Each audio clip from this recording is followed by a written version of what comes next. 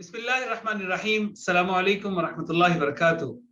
ناظرین، یوں تو رمضان میں ہم بہت ساری غلطیاں کرتے ہیں جن کا تعلق سحری سے بھی ہے، افطاری سے بھی ہے، ہمارے معاملات سے بھی ہے، ہماری عبادات سے بھی ہے۔ لیکن سب سے بھیانک غلطی جو ہم کیا کرتے ہیں وہ یہ ہے کہ ہم رمضان کی قدر نہیں کرتے۔ قرآن میں رب فرماتا ہے وَمَا قَدَرُ اللَّهَ حَقَّ قَدْرِهِ، کہ انہوں نے اللہ کی قدر ویسی نہیں پہچانی جیسے اس کی قدر پہچاننے کا حق تھا۔ ویسے ہی اللہ کے اس انتہائی پیارے اور تمام مہینوں میں سے افضل مہینے کی قدر ہم نے نہیں پہچانی۔ آپ سوچیں گے ہم سبھی کچھ تو کرتے ہیں، روزہ بھی رکھتے ہیں، تراویح بھی ہے، قرآن بھی ہے، صدقہ و خیرات بھی ہے، قدر کیسے نہیں پہچانی؟ تو ایک چھوٹی سی مثال سے چیز بہت اچھے طریقے سے واضح ہو جائے گی۔ آپ کا ایک دور پار کا رشتہ دار ہے جس سے آپ کی کوئی مالی منفعت یا کوئی دوسری منفعت بھی وابستہ نہیں ہے، وہ آپ کو میسج بھیجتا ہے کہ ایک ہفتے کے بعد میں آ رہا ہوں اور ایک مہینہ رکوں گا۔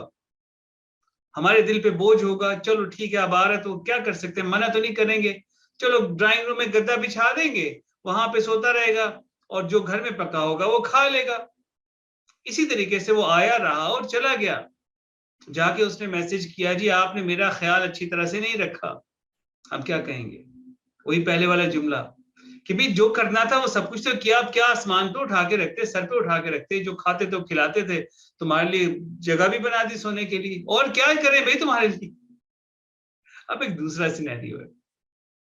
کسی جگہ کو بہت بڑا رئیس جس سے میری آپ کی کوئی مالی منفعت اور دنیاوی منفعت بھی وابستہ ہو،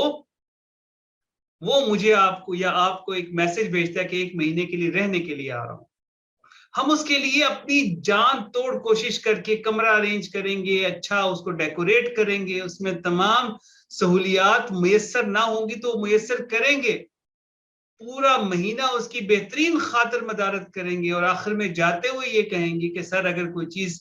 کہیں کمی رہ گئی ہو تو ہمیں معاف کیجیے گا۔ یہ فرق ہے اور یہ قدر ہے۔ قدر سیکھنی ہے تو صحابہ کرام سے سیکھیں، کہ روایت میں آتا ہے کہ رمضان کے آنے سے 6 مہینے پہلے سے دعائیں مانگتے تھے اللہم بلغنا رمضان، اور رمضان کے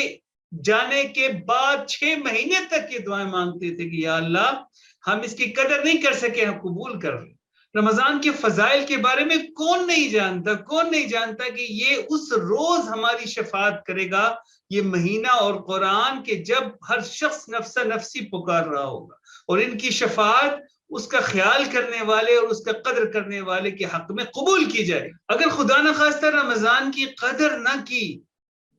تو وہ حدیث مبارکہ آپ کو یاد ہوگی کہ سرکار دو عالم صلی اللہ تعالی علیہ وآلہ وصحبہ وسلم نے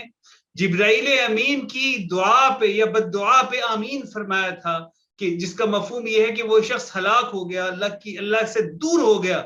اس کی ناک خاک آلود ہوئی، کہ جس نے رمضان کو پایا اور اس کی قدر کر کے اپنے لیے جنت کو واجب نہ کروا لیا، اپنی مغفرت نہ کروا لی۔